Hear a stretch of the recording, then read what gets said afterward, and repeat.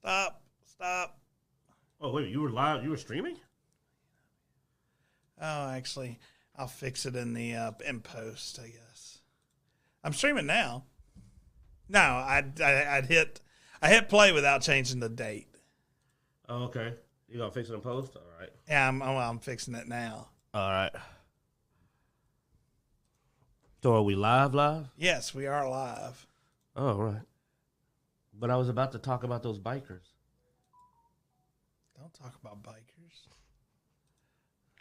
I hope my phone doesn't start talking about bikers. That's my people. What is today? Anyway, it's October 22nd. Yep, very soon the FNAF movie be coming out. My boys are looking forward to seeing that. 22nd? Damn, October has flown by. Dude, there's a lot of good crap after October I've been waiting on. Like a Dragon Isn't. Have you started it yet? I have not turned it on No, yet. I downloaded it, but I haven't started it yet. I got it downloaded too. Well, dude, season 2 managed to actually blow a little bit of my time. You know, we could chat a little bit about that. Yeah. But we actually have like an interesting little set of topics here. I'm actually looking forward to it. You want to talk about that Dave Chappelle thing? Honestly, man. Definitely not. Dude, I don't either, because, I mean, he's a comedian, dude. People take comedians way too serious. Like, I always crack up when people just decide to really get, like, mad at a comedian. I'm like, you know that they're there to get your attention. Yeah, you're talking about the thing we're saying we're not going to talk about, so. Welcome to Dicejunkies. I'm Xenodamus. I'm here with Q, and my God, we're in uniform. Oh, we are. We're full. It must mean we're going to be talking about serious stuff. So about this comedian, no. Canceled. They're trying. Nah, we're here for games today, people. I don't even think we have a comic book topic. Oh wait, we do have one. We got one comic book topic. Well, it's not really a comic book, is it? Yeah, no, the reshoot. That's not comic book though. That's cinema. It's similar about comic. Okay, really? You gonna nitpick with me? You know, so as informal as we are. These last two are cinema, and the rest of them are game. Look at Dr. like Precise. Well, technically, it's cinema. Actually, ask any real critic, and they'll tell you it's definitely not cinema. Oh. Man, I miss our old boys with thumbs down. All righty, let's get started. First up, we have the long-running. Oh man, I'm sad we missed last week to talk about this because last week Comcast sort of screwed us. But well timed for the show, man. I wonder I know. how much did freaking Epic pay them? I don't know, man. Or was it Sony? Somebody paid them to knock the internet. It was like an hour before the show that the internet. Yeah, and it waited until like that whole day was over. Yeah, then it didn't come back till I feel sorry for all the collateral because to make sure they got us, they knocked out internet for like the whole area. They were like internet down. Like 1,000 something customers affected. So, and we were 2 of them. All righty. So let's see. Oh yeah, Microsoft. Victory lap. It's done finally. And my God, have they been crying? Oh my God, I forgot about that. Oh, why are you gonna make me go here, dude? I've been ranting for like 3 days about these Sony fans. You've been ranting all week, man. Yeah. Well, it's because they've been losing their crowd. I was sitting up, but you think that these son of a guns had stock in Sony the way they were freaking out? Well, you know what it is, man. It's Crash Bandicoot. Well, they did, and Spyro, they did take their mascot. But my whole thing is that I get it, and I am happy with the acquisition, but I mean, they've been knocking it out the park, dude. The last Call of Duty is kind of crunchy. Diablo 4 is kind of treading water. So this isn't like they grabbed it at its heyday. Yeah. There still is a lot of fixing that needs to happen. And if I'm just being realistic here, I'm going to be fair.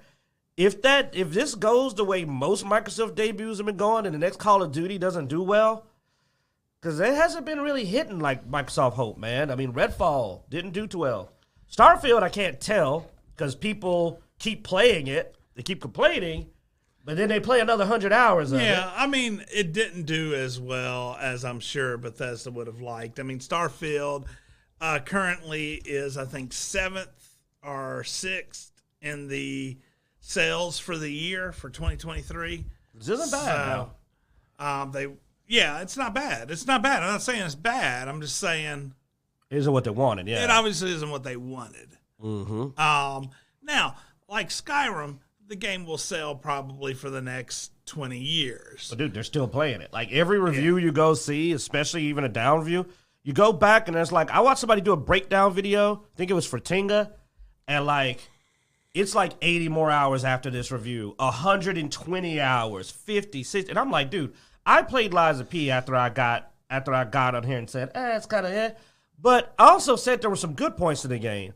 And then I did eventually stop. Like I did maybe another 20 hours and I said, it's not really getting better. The story's great, but the gameplay's not getting better. I never sat up there and said, man, I can't stand this game and put like 100. Even Wonderlands, I don't think I put in another like 120 hours. Yeah. That's wild. 120 hours is a lot. Hell, 120 hours is more than most people play any game, period. Yeah.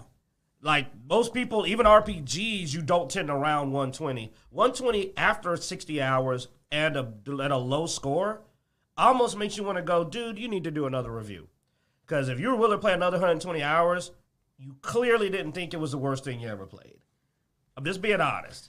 Oh, no. I mean, dude, I mean, no. I mean, we've already talked about this. I know, sorry, but the point was just to say, people are freaking out, but, like, they still need some of this stuff to, like, something needs to blow up. Like hit hard.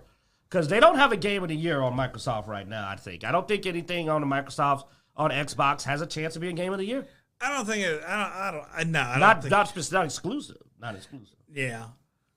I mean, most likely, game of the year will probably be Baldur's Gate 3.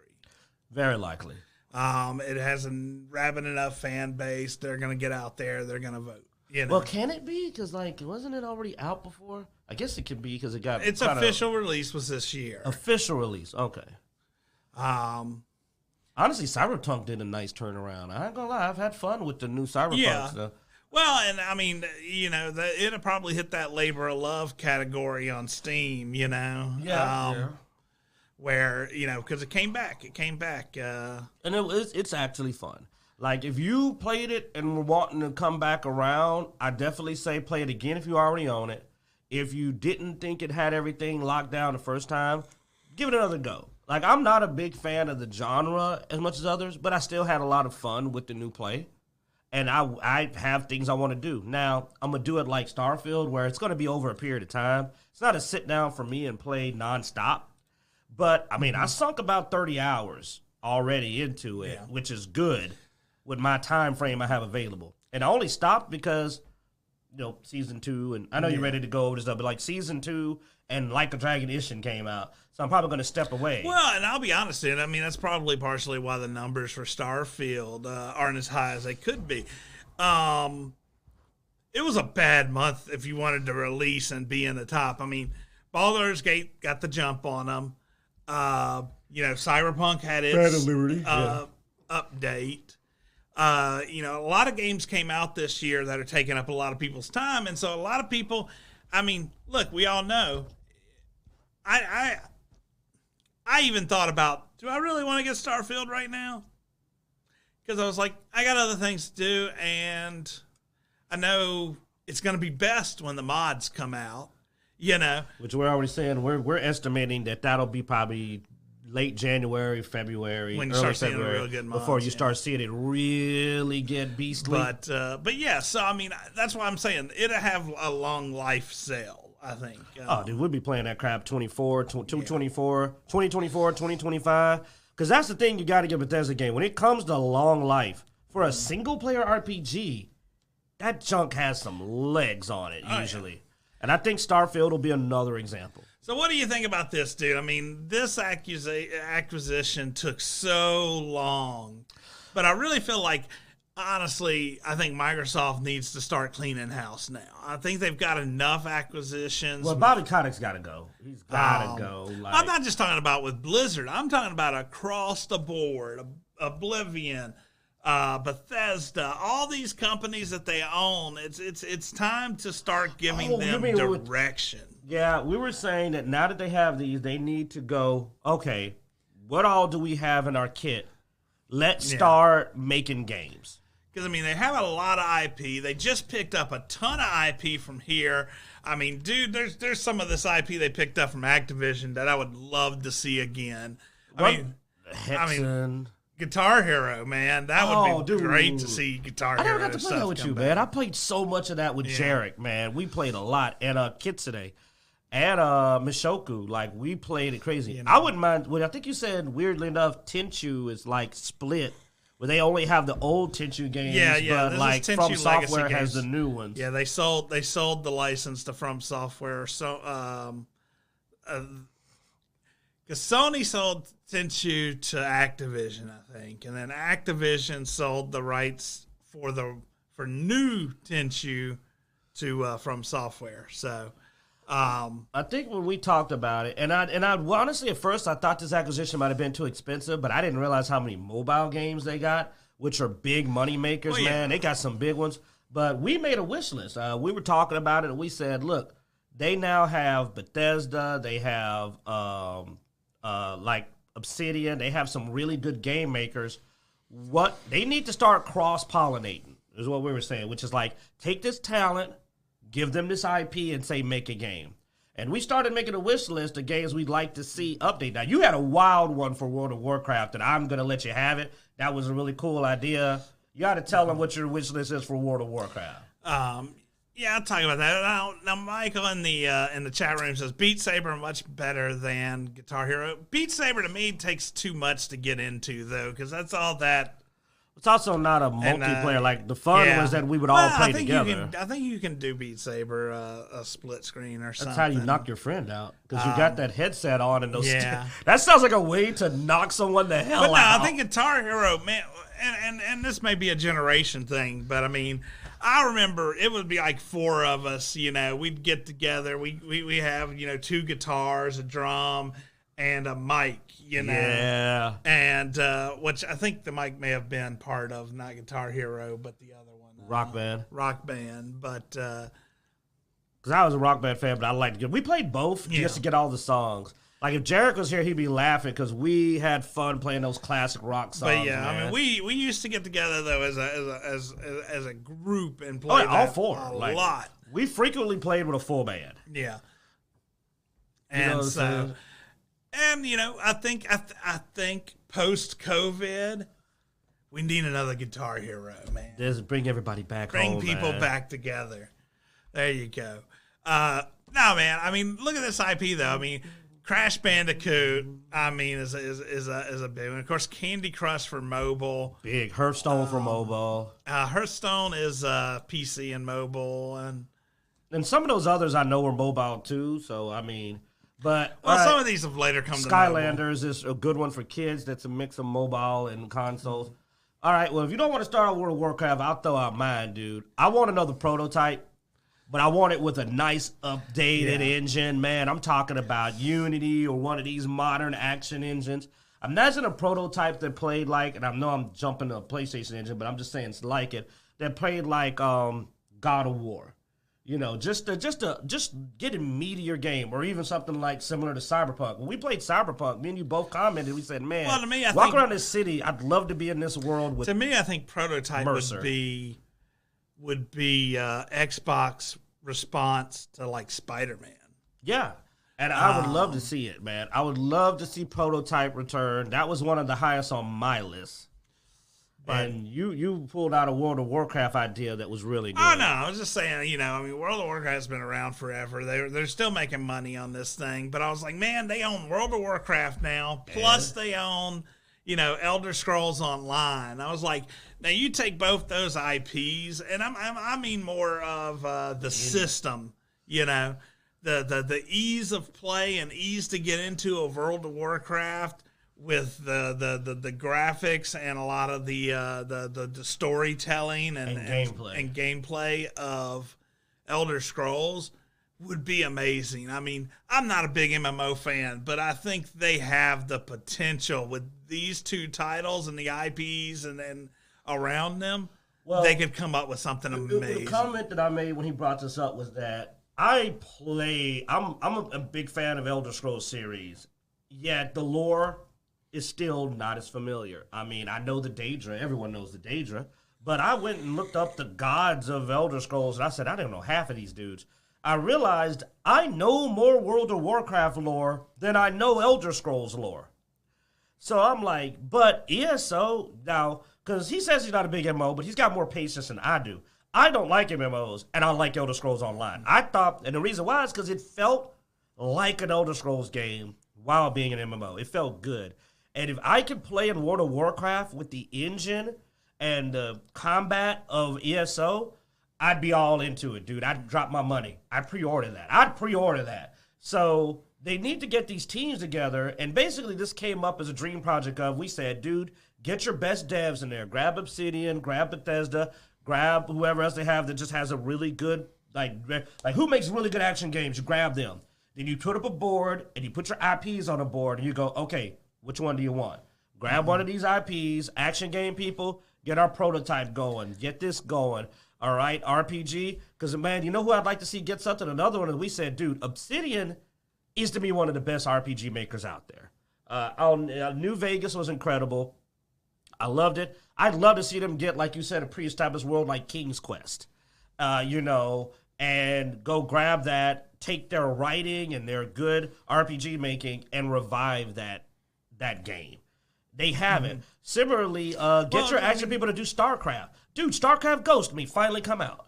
Wouldn't that be wild? StarCraft Ghost actually happens. Dude, I would love to see a StarCraft RPG, and you know who would be great at doing it? Ooh. Stick it over with the Obsidian team, man. Yeah, screw that Outer Worlds bull crap. Yeah. Give them a real friggin' universe to work with. Dude, they could tear that up. Mm-hmm. I'd get into StarCraft, and oh man, Kitsune would have to go buy an Xbox, man. Well, he's a PC player, they do PC. Because, he's been waiting on StarCraft Ghost. We have a guy that's been waiting on StarCraft Ghost. Flynn's been waiting on Half-Life. I know that ain't these guys, but he's been waiting on that. But everybody knows when you mention Ghost, you mention Half-Life 3. Because those are the two, never-gonna-happen games. But Kitsune's been waiting on StarCraft Ghost for a long time. And getting a proper... I don't know if they ever threw out some half-ass version, but they get a proper StarCraft sequel. He's a big StarCraft player. And I'd like to see it, like you said, as an actual sci-fi RPG. It's an interesting universe. I can get into it. They're already doing it with Warhammer 40K. They're starting to get some really good-looking games. You've seen us talk about them. I wouldn't mind seeing StarCraft jump in there with its game. So they have a lot of IPs that aren't the ones you're thinking about. Let's put King's Quest on the creation engine. Yeah. I mean, hey, dude, another world, something different that is... but it's made with people who know what they're doing. So the main reason we brought this up is that there's a lot of IP that slipped through the cracks because everybody's been looking at Call of Duty and looking at Overwatch and Call of Duty and Overwatch, which we've got some more Overwatch news. But nobody was remembering all these former IPs that have gone. Heck, Pitfall. Revive Pitfall and try to see if you can make something that competes with, Lara Croft and the Drake games, whatever that dude's name was. Adventure games with Pitfall. Go old school, but of course revive it. And then you actually said that you never did Red Dead, but you did Gun. I played Gun as well. I like playing Western shooters at times. Tell Rockstar to suck it. Put out a new gun, Yeah, and get a good engine on it. You know what? Weirdly enough, you brought up a style of play that can be emulated that, we like the way Remnant 2 plays. And I'm like, I could get into a gun that actually had a little bit of that co-op. A good co-op gun. Well, Arcane Studios, I think, is the one that made... Well, I think they also made Redfall, but let's forget about that. But they did make... what was the game? Starts with a D. Sorry, I just heard every time I think of Redfall. Starts with a D. What's the name of that? Dishonored. Oh, think of the gun with the Dishonored engine, nice gritty action, man. Getting in the cover, getting into big shootouts. Yeah, but I really want to play with a friend if I could. I never got to Red Dead Redemption 2. I think was the first time I saw a game where I could play a Western with a friend. I would love to go through the Old West with you, and even Bloodaxe, even though he'll shoot every single person. Still, we'll have a good time. What engine did nobody shoots bystanders like our boy Bloodaxe. And we'd be walking along. Blam, what? I thought he had a gun. Bloodaxe. I was actually using the Unreal Engine. Dude, the Unreal Engine's a good engine. Yeah. I mean, it's not like other companies don't use the Unreal Engine, and also Epic's not targeting Xbox; they're targeting Steam, in particular. So I'm pretty sure they could get it. They probably already have a license for it. I don't know. It's been a while since they've done a gun game. But Gun was fun. I enjoyed the game and would like to see it revived. Yeah. Yeah, 2005. It's been a minute. Oh, yeah. No, it has definitely been a minute. And this is how I think that they can actually start to compete with PlayStation. Instead of trying to buy the existing, because PlayStation's kind of lazy. They just buy the existing. They keep trying to buy the existing like games that are like already doing well, like Destiny and stuff. And I know I'm calling it lazy, but I'm saying that because we haven't had a new IP in a while. Like, it's always coming from third party. You know, these big companies are not originating. Well, you could meet in the middle where you take all these dead IPs and revive them. And when it comes to having the most dead IPs, we will say that, no, they're not wrong. Microsoft definitely now owns the most IPs that were once really well known. So reviving these IPs, to me, is a good way to make a new flagship series of games that are unique to you. No one can accuse you of being exclusive or cutting people out because these games were dead. Nobody had these games. So they make a new Tenchu game, you can't say, they took it from PlayStation. Wow, you can't, because nobody has it. They make a new gun, you can't cry. You know, they make a new prototype, you can't cry. So, like, the good way to shut up all the whining is grab the IPs you have and revive them and make them exclusive, but they were not out there anyway. So you're not taking away games, you're merely bringing back and reviving games. I'd like to see them revive StarCraft, Gun, Prototype, Hero Quest. You know, I'd like to see these games revive. World of Warcraft with some actual or even just a variant. You know, make an RPG version of World of Warcraft. Not an MMO, an RPG. Like I said, let Obsidian or Bethesda make an RPG as well. Oh, man, I haven't seen that in a while. Yeah. So, like, let them revive these IPs and then make them exclusive because they revived them. It's fair. I wouldn't get mad at PlayStation if they revived the old IP, but they made it PlayStation only, because I'd be like, well, I mean, game was dead. I mean, they brought it back. I'm just glad it's back. Hey, I might even consider trying to get a hold of the game. But this war over existing IPs, the whole reason this got stopped was Call of Duty. When look at all this other stuff. Like, so nobody's fighting them over the dead IPs. So use that. Come back surprisingly from the back end with a bunch of games that nobody saw coming. You know, Tony Hawk Pro Skater. A good engine revive of that could be fun. I mean, we haven't had a good skating game in a while. Mm-hmm. You know, so that's all I'm saying. I'm team, let's revive some dead IPs. And I'd love to see these before I'm dead. Like a few of these games come back around. There's something about going full circle that's heartwarming and comforting. Yeah, I mean, it'd be cool.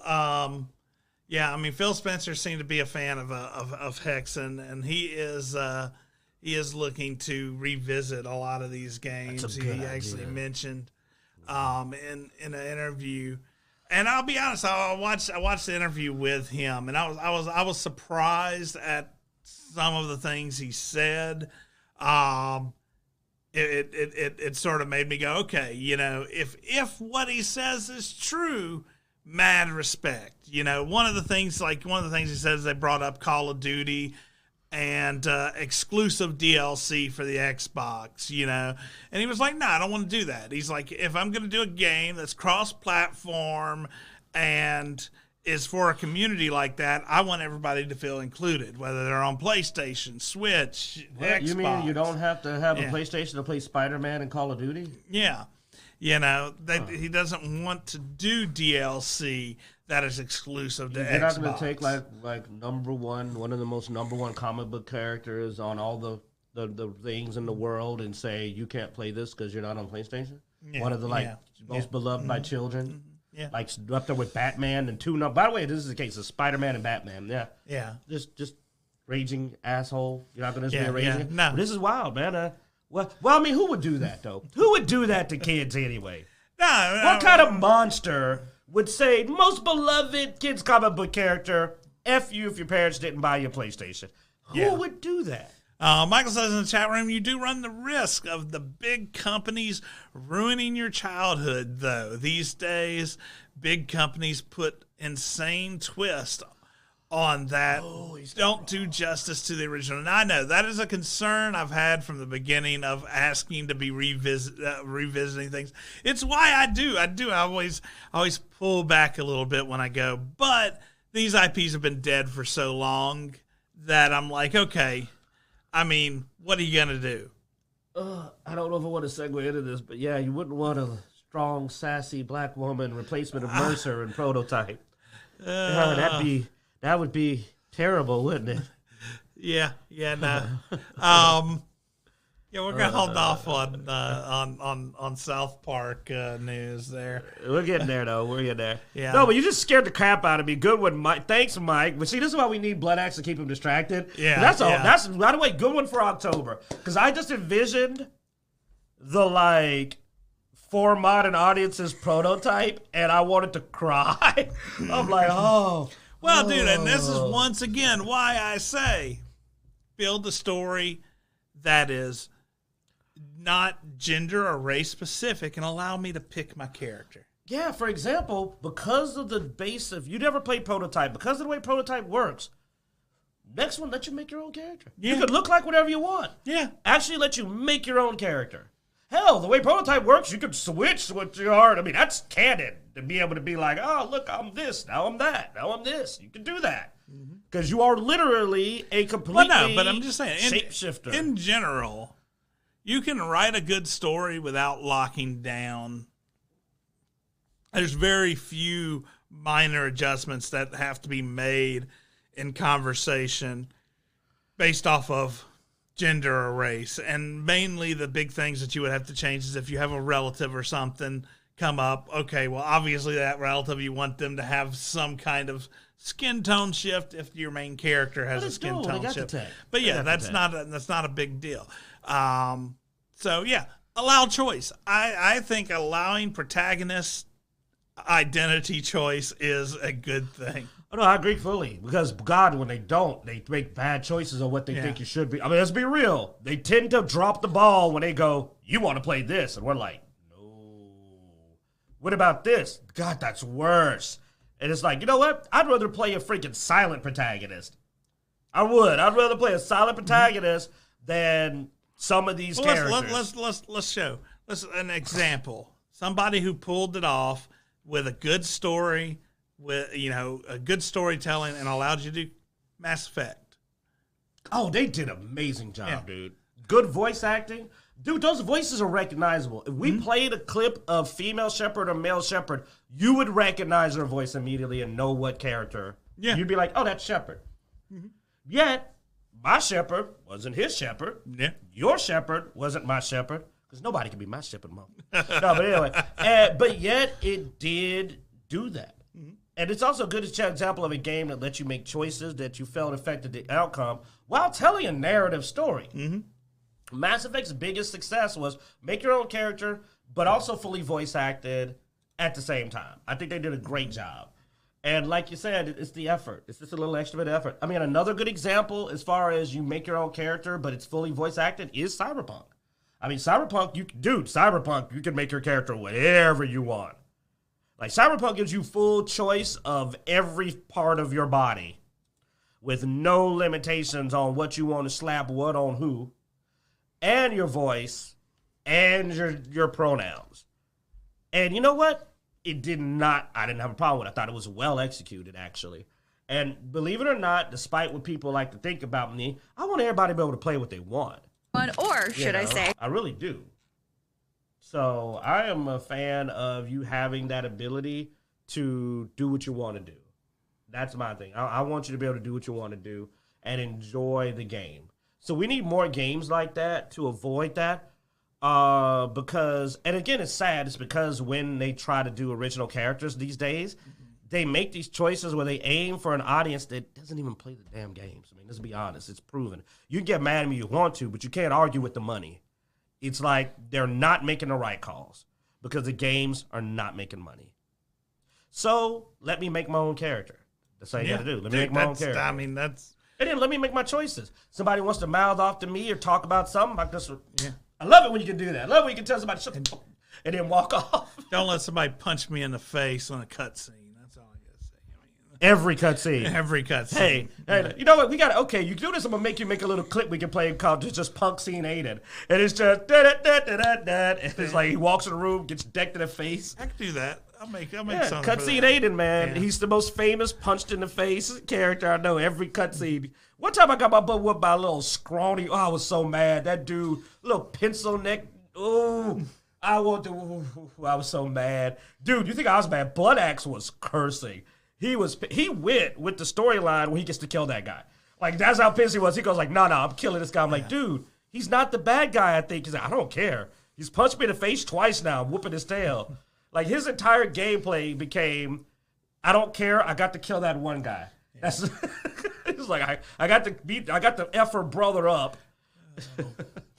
One more thing with Xbox or Microsoft news is Bethesda's head of publishing, Pete Hines, is leaving after 24 years.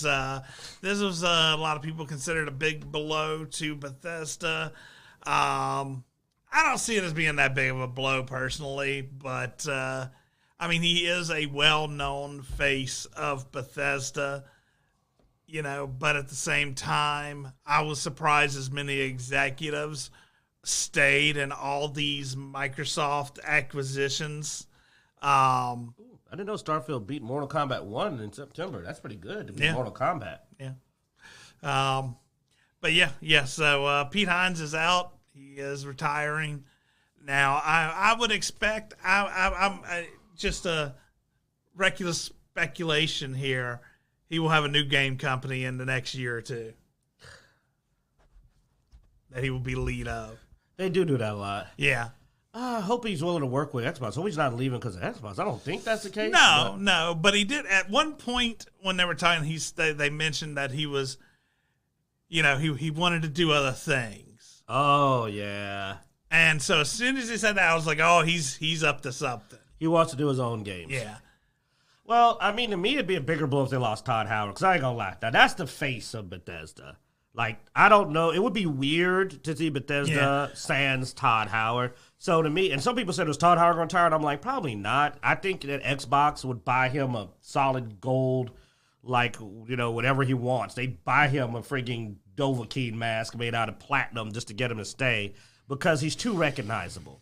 And he has a weird fan base. So, like, they're like, he does have a weird fan base. So, like, you need to keep Todd at least until Elder Scrolls 6 is out. So, yeah. But we wanted to cover that. But, yeah. Speaking of people leaving, you know that Unity crap that we talked about? Well, the Unity CEO stepped down. I mean, yeah. You know what they did. Like, if you don't remember, this was the, like, crazy attempt to, like, charge per download of a game. No, that's not per sale. Mm-hmm. Per download, which means they would be charging the dev when the dev is not making money, which is stupid. Because, example, I'd have screwed up Skyrim and a few other games real bad because I've re-downloaded, and because at first I was on that drive that didn't have a lot of space, I cycled my Steam games. So I would uninstall Skyrim and Fallout 4 and go back. I think the Unity engine thing was a strike, but honestly I think it was his past that got him. Because when this Unity thing came up, one of the other concepts he came up with started resurfacing. The, like, making you pay mid-game for, like, ammo, yeah. No, reload your gun. And basically said because players are stupid and they'll be in the moment. Yeah, instead of them thinking it's like, oh, no, I'm being grifted, they'll be thinking, oh, this is really convenient. I need this right now in the middle of this fight. So it's mental manipulation and just trying to catch you at your weakest. It's basically like, you know the best place to sell alcohol? Hey, man, an Alcoholics Anonymous meeting. You know, it's just effed up, man. It's that mentality. It's like, you know where I like to go and see if anybody wants to buy pills? You know, the dang, like, you know, let's go outside the rehab center. Yeah, and be like, hey, oh, man, Jenny Craig's is the best place to pull up your food truck and sell cupcakes. You know, you're just like, whoa, dude. And I mean, that was the mentality. It was the wait until he literally said, catch them when they're the most invested and they have the most to lose, and then screw them hard. And it's predatory. The word for that is predatory. Yeah. And it was a very predatory, and man, they were playing those clips like you could hear that junk like anywhere. They were playing it like crazy because people are like, oh, this bastard's the one that did it. I don't know if he did do this new thing, but here's the problem. Yeah, he never did it. No, I'm talking about this, the new Unity like fiasco. But the problem is his reputation is so bad, everybody just assumed that he was behind it. Well, speaking of predatory, a lot of people are saying this is predatory, and that is the Overwatch $40 Diablo skin. Now, I will say the titles and the people complaining is a bit misleading. The skin itself is not $40. It is locked behind a $40 purchase, but that purchase is for a premium or ultimate battle pass. You get multiple things with the battle pass, not just a Diablo. You get two skins and whatever else. Now we don't know what it is because we couldn't possibly care. Yeah, but like it's a battle pass. But the two most desired skins, in particular the Lilith skin, are locked behind it. Like apparently it's very difficult or nearly impossible to acquire these without buying it. But let's be honest. People have been hating on Overwatch 2 for a while. No, and Diablo. That was I know. Slip a tongue there. But a correct Freudian. That's what we call that one. But yeah, no. I mean, people have been hating on Overwatch for a while with the sequel. And yeah, I think this is a lot to do with just, you missed. You missed when you put it out, and now you're just not gonna. No one's giving you a pass for anything. Now I will say, Overwatch 2 is a free-to-play game, so as long as they're not pay to win, I really don't care. I mean, that was the big thing that you brought up. That was a good point because I just brought it up because I know it's been a controversy, and I was like, let's check it out. Mm-hmm. But if it's free to play, then monetization is almost unexpected. I know that sounds sinful, but it's free. It's optional. It's not pay to win, and it's what you're gonna get. I mean, the first Overwatch you bought. Yeah, and I pointed out that Crunchy in the chat room says I missed 2018 Overwatch, which honestly was the peak of Overwatch. Yes. Yeah, definitely. Most people were like fans of the OG Overwatch. 2018, 2019. We went to cons. You saw tons of Overwatch. The big competitions, man. The big events, man, and prizes. Now you don't so much anymore because Overwatch 2 and Overwatch just sort of lost its momentum. Well, for one, Overwatch 2 is just Overwatch 1.5, man. Everybody admits it's not a freaking change. But to give a comparison about this, to play devil's advocate, I played Darktide. Darktide is a game you can buy. Like, Darktide is not a free game. It's on Game Pass, but you're still paying for it through Game Pass. I looked at a Cycler skin I liked.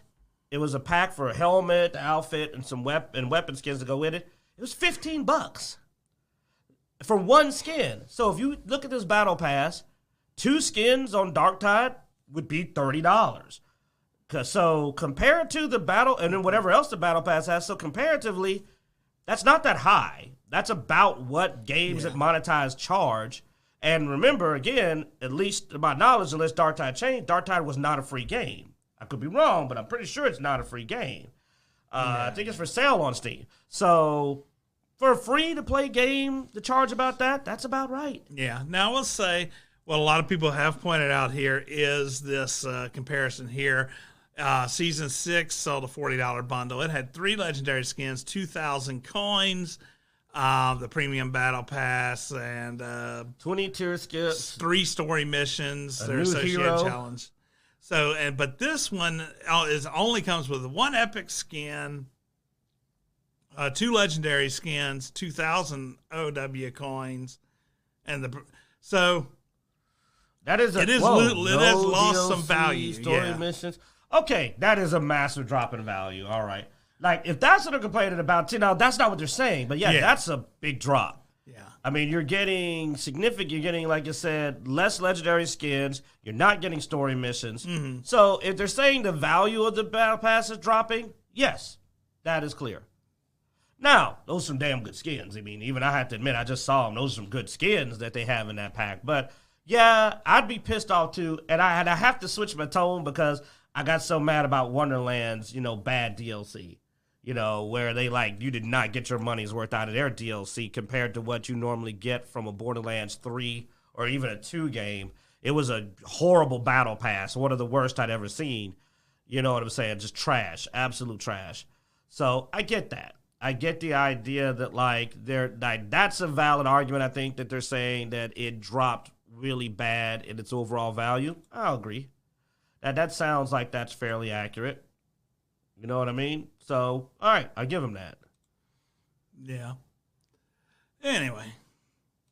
Yeah, I'm not a big Overwatch person, though. And honestly, I would love to see it. Well, let's play fair for the community, though. You did all, because you said this. This is actually who said too, though. But here is also, you need to know your community. Well, yeah, that's just general, though. We were talking about just general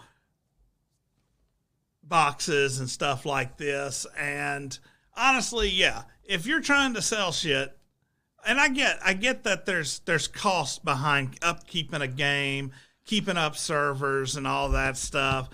I get there's a cost there.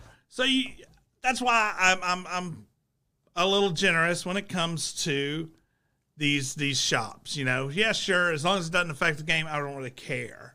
But at the same time, yeah, listen to your audience. If your audience is looking at your shop and going, well, that's way too damn expensive, well, if you lower the price, you might sell more. And if you sell more, it's, like, for example, you'll make up the difference for it not being so high. So you gotta judge your audience and try to make the most sales. And I get the commercial side of it, where yes, you want to sell stuff. Yes, as a company, you want to make money, but at the same time, you don't want to piss off your player base. Yeah, because like our boy Flynn is saying, they can help determine the value. Because here's the thing: if they're not buying it, it doesn't matter. You're not making anything. Yeah. You know what an unpurchased battle pass is worth? Zero. For example, if this is a $20 battle pass, probably be flying. They'll probably be like, holy crap, dude, the new battle pass is half price. They'd have been like, dude, they went down on the battle pass. But instead you went, we're going to charge the same for less.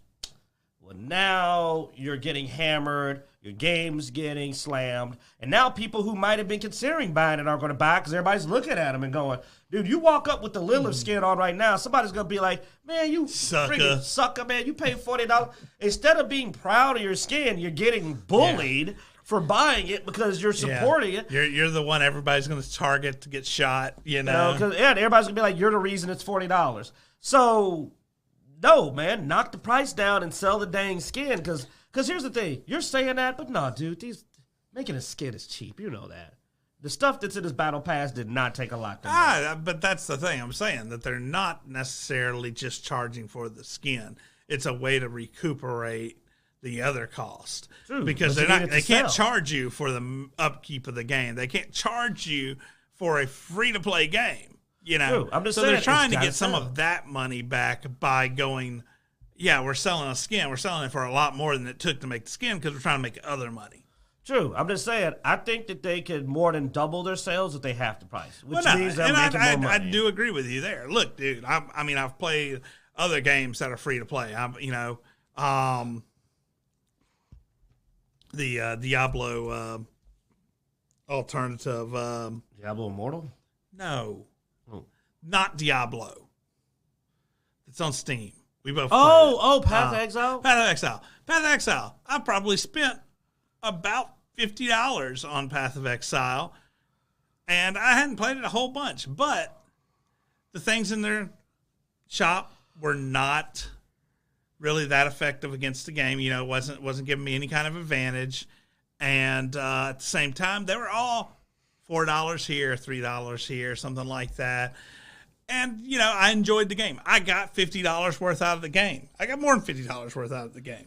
Dude, Tales of Vesperia. So I didn't mind spending it on this and that and then the other things. Tales of Vesperia, man. And we'll jump off it after this. We got quite a few more topics. But Tales of Vesperia, dude, I ended up spending about $30 or $40.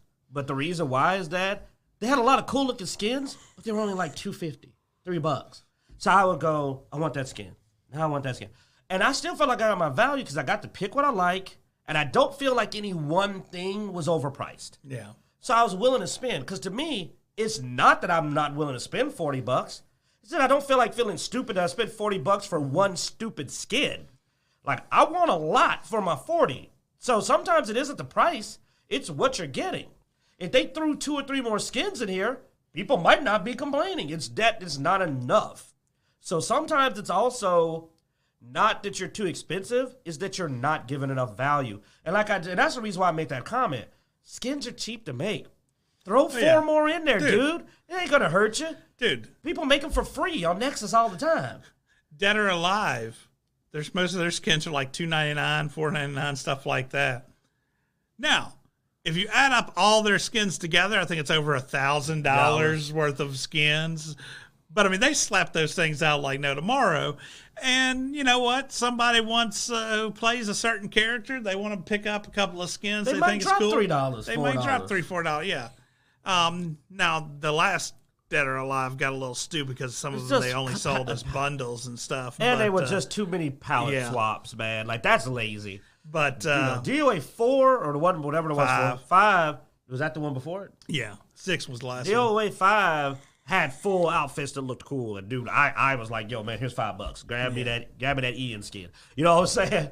But like, it's about value. But it is amazing to see. I mean, we see this in Diablo 4 as well. I mean, armor sets cost about $25. God, yeah, for an armor set. So I'm not buying none of that crap.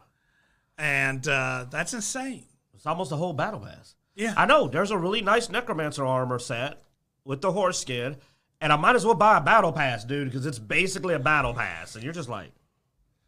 And so, I mean, I agree that the price is high. But at the same time, it doesn't bother me that much because I really don't care how I look. I can put on peasant clothes in Diablo and I'll be fine. No one's really buying anything in Diablo. That's true. No one's playing Diablo, so. God, I had to go through a world event with like 3 people, man. That hurt. I was just like, dude, we need more people. These world events are hard with only 3 people. But you want to make Diablo look good? You want to make Golem look good? Play the King Kong game. Rise of Kong, Skull Island Rise of Kong. Yeah. Is possibly the worst looking game of the year already. Now, there are rumors that people have been giving this game positive reviews just to make Golem the worst game of the year. It's going to be hard, dude, because Rise of Kong is awful. And it's like it came out at $40. Yeah. With like a $60 version, like special version, like, ooh, you want all the stuff for it? And this game is... Oh, it's not about Diablo, I'm assuming. Yeah. I thought Flimsy played Kong. I was like, oh my God, why? But if you have not seen this game, the way I describe this game is Golem looks like a terrible PS4 game. King Kong looks like a terrible PS2 game. It does not look current gen. Oh, you going to play on my clip? Oh, man, we got a beautiful little section here. No, hit him one more time with that. I want you to watch the animation here. They did not animate it. It's like your little kid picked up a toy and did this. It's a flat movement. The character has it just goes bonk. Well, I mean, and that's you see that zero animation throughout this thing. I mean, dude, this game is just... Also, he makes weird faces, man, in all the cutscenes. Kong just makes like Golem. He's like crazy faces, but like just the worst animation, man. Like, it does not look like a current gen game. And there's a difference between being a bad game, but you look like a current gen bad game, and just a bad, like, you don't even look current gen. And Kong does not even look current gen. It looks like a PS2. Now, look at my boy Flynn's like, that is bad. Yeah, did you see the part, Flynn, where it looks like a little Boop. Yeah, it takes you back to your childhood because they move like little toys. Like, I just love it. The dino just goes, like, it just bonks off of them. Like, who did that animation? There is none. So it is a awful looking game. We're not blurring this up. My boy has a good PC. This is how the game looks. It's that blurry. This is an awful. Look what they did to my boy Harambe. He deserved better, man. He was a good monkey. Yeah. Yeah.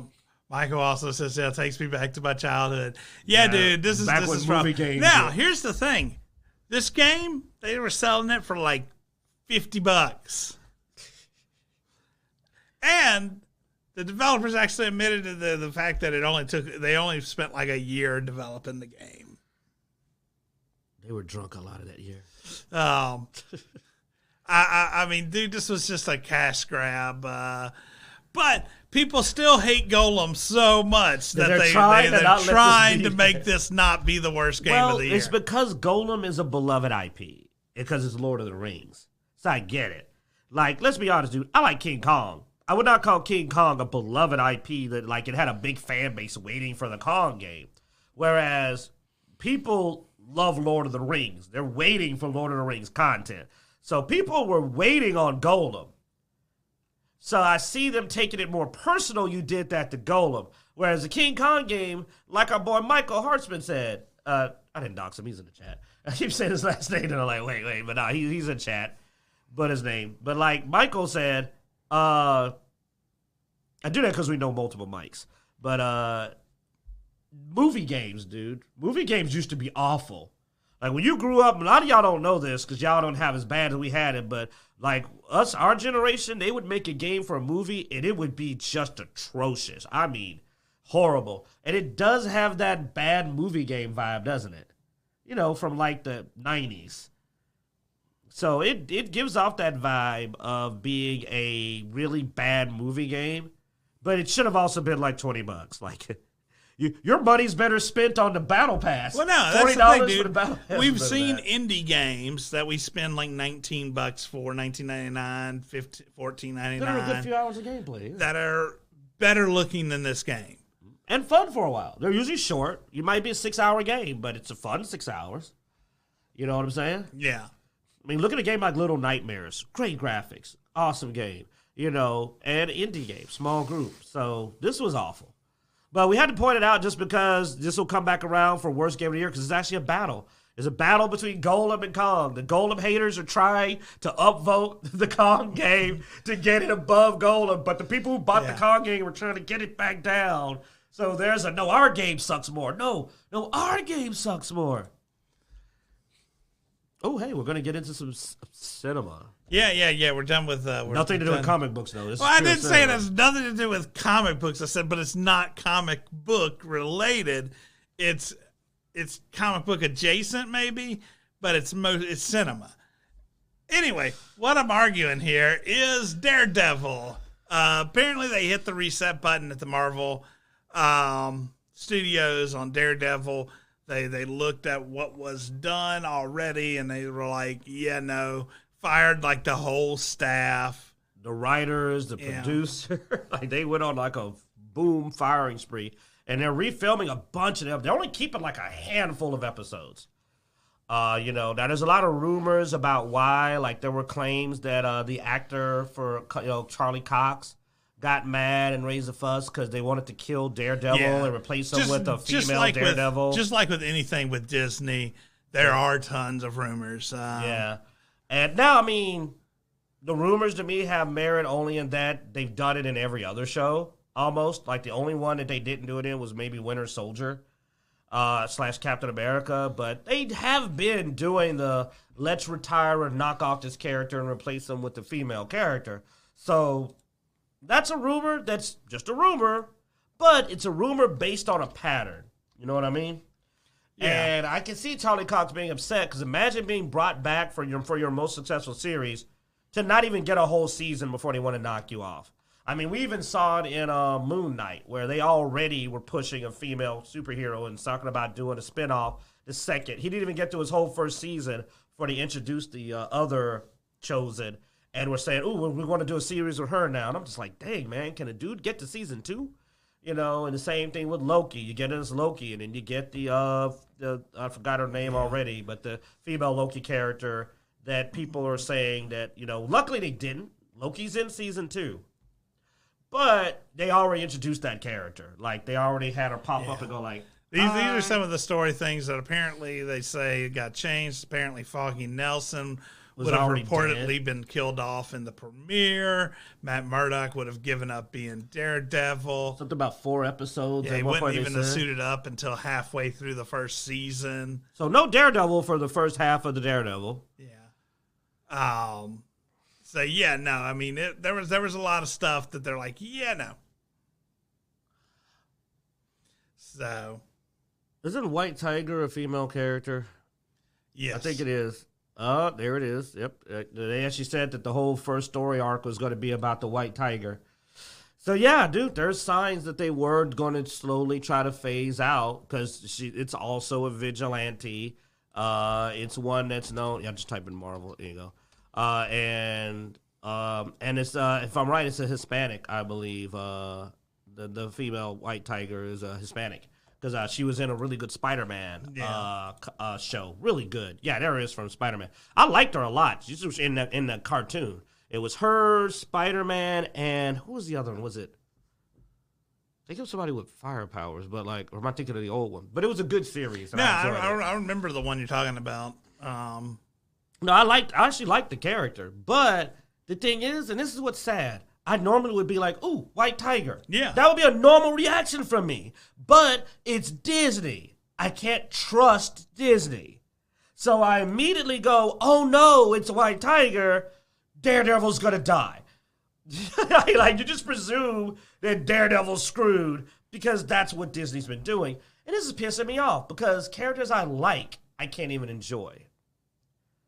You know, yeah, our boy Flynn, because we're trying to cover chat too, because as you see, our boy Bloodaxe had fam time. But he was saying there was no real reason to change the gender of characters. There are a lot of great female characters. I know, like I just said, I like White Tiger. I'd love to see some of the X-Men. Dude, X-Men has such great female characters, man. Storm, Kitty Pryde. I liked Jubilee. Some people didn't like Jubilee. I thought Jubilee was fun. You know what I'm saying? Jean Grey, Rogue. You know what I mean? Psylocke. I mean, I can sit here and just quote female characters from X-Men I would love to see, you know, and they're already female. And like I said, White Tiger, great character. Wow, and it also had the whole cop stuff in it. Apparently, yeah, the trial of White Tiger was due to her taking out some muggers who ended up being cops, and one of them died. Cops. Yeah, corrupt cops, so she became a cop killer. Oh, my God, dude. Yeah, that would have just been... Oh, wait, it might have been the male White Tiger, because it said Hector. They may be doing... It said Hector's trial, so maybe Matt they're doing... would also notice the Punisher logo tattooed on one of the knocked out cops. Doing the Punisher logo being racist. Oh, God. Oh, God. All right, I'm done. All right, let's go. Let's go. I don't even want to talk about it anymore, y'all. I'm sorry. I can't handle it. This is... You know what? Good rollover. Good rollover. Yeah. Thank God for South Park. Oh, this is pissed off a lot of people. Upcoming South Park special, man.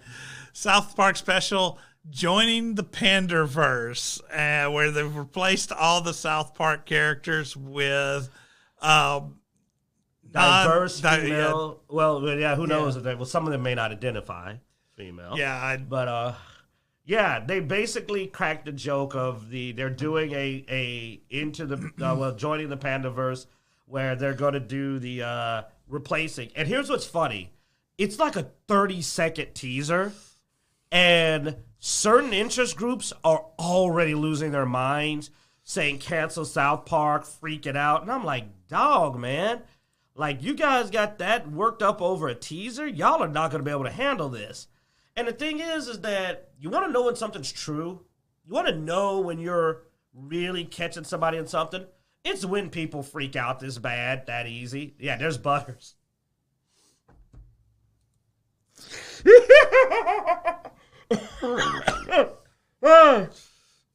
Okay. And there's literally in the teaser, there's a line where PC Principal, if you're familiar with the character, when Kyle says, this doesn't make any sense, he goes, I don't see a problem. You're the problem. You know what I mean? Yeah. And now maybe you're the problem, which is, of course, the most common excuse when they do this bad swap out and go, let's change everything. And people go, that's not accurate or looks good. It's you. It's not us. It's you. So they've been freaking out. Like, I mean, serious, dude. It blew up Twitter or X, blew up the internet, man. People already were crying, death threats. And I'm just like, it's amazing how you can tell It makes perfect sense. I think the problem is you.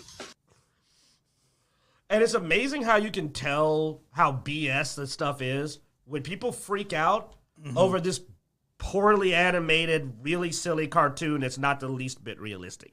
And they're already crying. And I just had to point out that I'm like, wow, man, you're really showing where you're coming from when you're freaking out over South Park. Here's the thing, too, man.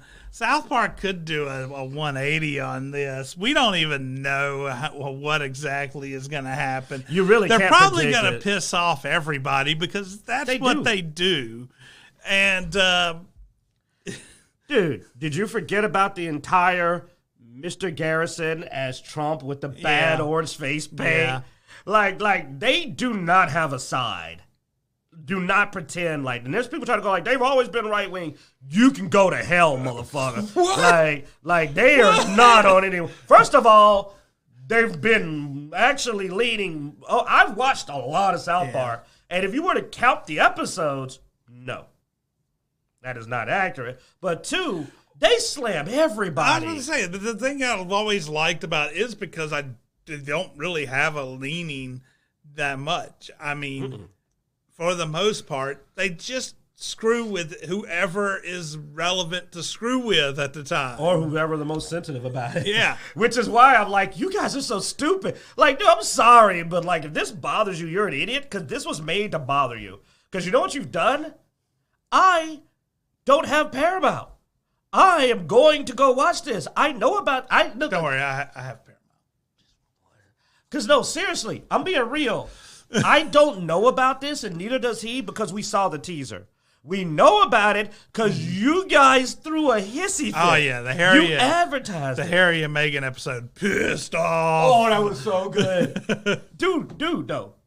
I know about these episodes not through the people that like South Park. It's through the crying about it. I know about this because you idiots advertised it by crying about it. So now I'm going to go watch it and love every minute of it. Aren't Harry and Meghan in the UK in Canada now? Yeah. No. I think that's what they. No. Well, I don't know if they are, but that's what South Park did. No. Michael said, "P.S. You can keep him. He's in the UK."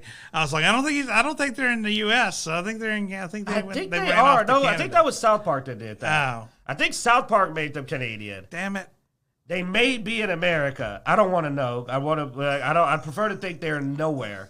They're in the Pandaverse. Let's see. Oh God, it's gonna. Why would you say what? Would it be where?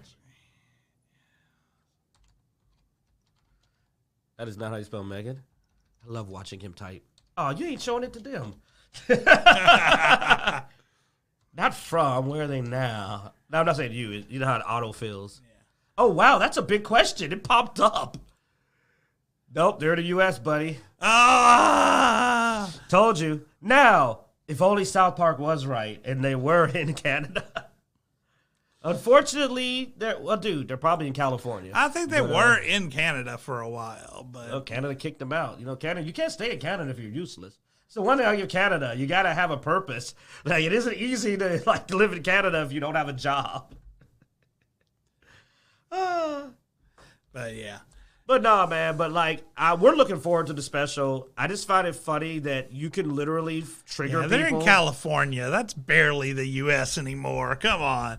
That's what I said. I called it. I just said they're probably in California. I didn't know that. Oh my God, I called it. I just named the wokest place I could think of, man. I was like, probably Cali.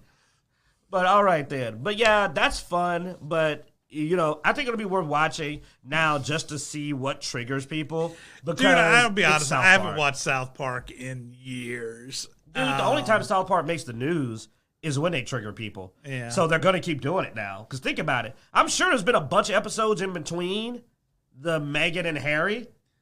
I haven't heard about it. Yeah, Meghan and Harry was the last one I heard of. And now this one. Yeah. So again, when will people learn that the best way to kill something off is to shut up and not draw attention to it? I don't understand how that doesn't get through their heads, that it's like, oh, I gotta go check that out now. Okay.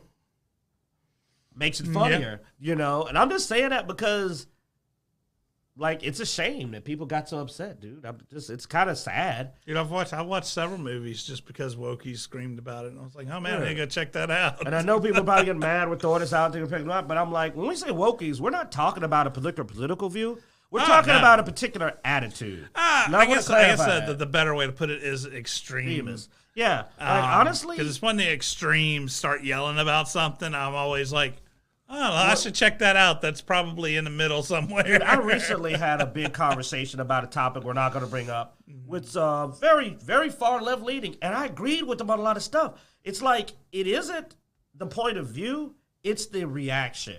It's the screaming and crying and the illogical behavior. Like, if you want to have a conversation about how South Park's not funny, let's have it. You want to have a conversation about how this shock humor is just itself. Because here's the irony. I'll put it out there. Let me help you out again. Papa Q is going to help out the extremists that don't know how to do it. You want to know how you slam this? You point out how the entering the Pandaverse is itself merely pandering to the crowd that hates pandering. That's how you do it, rookies. You point out that it's pandering. South Park just panders to people who want to freak out about these issues. They're aiming at, the other side of people who are sitting, like, as you like to say, I'm not saying this is true, guys, sit in their basement and whatever else you want to call them, and go, rawr, I don't like women characters. It's like, they're pandering to those people. It's those. Honestly, it's the people that annoy me that I ended up just calling woke, because it's like somebody says something they don't like a game or they're not interested in something, and then the creators come out and they say, "Well, screw you, it's not for you, fuck you," and then they Director X, and then they complain that nobody's watching their stuff or playing their stuff. That stuff it just makes me laugh because it's that extreme reaction and the stupidity behind it. I mean, don't piss off your fan base. Don't piss off, when you see people who talk shit about everybody, don't try to piss them off because they're going to just talk more shit about you. Well, also, that's what they're going for. And that's why, for example, they're pandering to us. We actually don't care about either topic. We just like to watch it burn. So we're going to watch it because we're just like, let's see what's triggered them. Okay, yeah. Because I watched the Meghan and Harry episode, and it wasn't funny because the jokes were on point. And I was like, it was funny because what I saw, I said, I can imagine how someone's screaming right now. That's literally what was funny. They would make a joke, and I went, I know somewhere Harry and Meghan are just like, and that made me laugh. For this, dude, PC Principle's not funny. I pretty much quit watching South Park after after Chef left because of going crazy. But man, Scientology will do it to you, man. Yeah. But to finish off on that topic, we'll finish off on that topic though. Their jokes aren't going to be funny because they're incredible comedians. They're going to be funny because I'm going to be able to sit there and know how it's going to set people off. I won't lie. It's trolling. And I'm going to sit there as a troll and enjoy the trolling. Is their points right or wrong? No. Because, for example, I just pointed out, I like White Tiger. I actually like the character. But I can't enjoy it because of the way they keep doing things. I'm hoping they keep White Tiger in there. And with this rewrite and revamp, they actually do something smart and actually have a good White Tiger. I would love to see a good White Tiger in Daredevil. Yeah. But it's just I hope they don't take the low-hanging fruit and be lazy. Like the Punisher tattoo. I'm like, why would That just made me go, there's no way they're not fixing to do so, because we know how they feel about the Punisher. And that's sad, because that should be an awesome Easter egg. We like the Punisher. I should have been like, ooh, are they going to go back into the Punisher? But instead, I went no, because I don't trust them. And that's what's sad about this. I don't care about your political views. Just write better. Write better. Yeah. That's all I want. I like She-Hulk. Not the show. I like the character. I was like, what? I like She-Hulk. I thought she was a cool character. No. She was interesting. They ruined her, but I'm a Hulk fan, and I like the other Hulks. I like She-Hulk. I like Grey Hulk. I like Red Hulk. I like Red Hulk. Dude, I don't know what it is with Hollywood and female characters in general. They don't really... Hollywood doesn't do well. I mean, dude, I like Psych. Rogue. Who was your favorite Punisher? I mean, the one from the Daredevil series and the first season of the Netflix show. As you talk about execution, like, I love the season 1 of Punisher. Yeah. Note I'm being very careful to say season 1 of Punisher. But no, I mean, dude, we've had all these female characters from Marvel, with X-Men, stuff like that, and they've never been written well. But when I read the comics, I loved them. Like I said, I liked Psych. Psych on that X-Men movie was horrible. Psylocke, yeah. Yeah, dude, Psylocke's a great character, but man. she turned out horrible yeah. Rogue didn't turn out well. Now they did a decent... How hard is it to do Rogue? They did a decent Mystique. Yes. Well, no. Not the young Mystique, the older Mystique. Yeah. Not that bitch. Not that stank hoe. No, OG. I mean, the actress did a good job. It was an interesting interpretation of butt-naked Mystique, but the character was intimidating. Yeah. And was a very beautiful woman. It worked really well. We still haven't had a top-notch... Though that young lady in the newer X-Men shows, the younger X-Men, I felt like if you come back to her now, I think she could pull it off. Like, she was a little young, but she had the look. And I think she could do a decent accent to a degree. I bet you now that it's several years later, you brought her back, I think she might be able to pull it off. Which character? Storm, okay. The one in the later movies, man. The Apocalypse movie, she showed up. She had the look, dude. And I think that she did okay as a young Storm, and now she'd be, like, older. I wouldn't mind giving her another shot as an older Storm. But I mean, look, man, Halle Berry is wonderful in a lot of roles. As a African badass super warrior, no. Did you not see Catwoman? Like, no. Jesus Christ, no. Like, dude, Wakanda, like, Black Panther found a whole cast of awesome black women to play African badasses. And X-Men couldn't find one?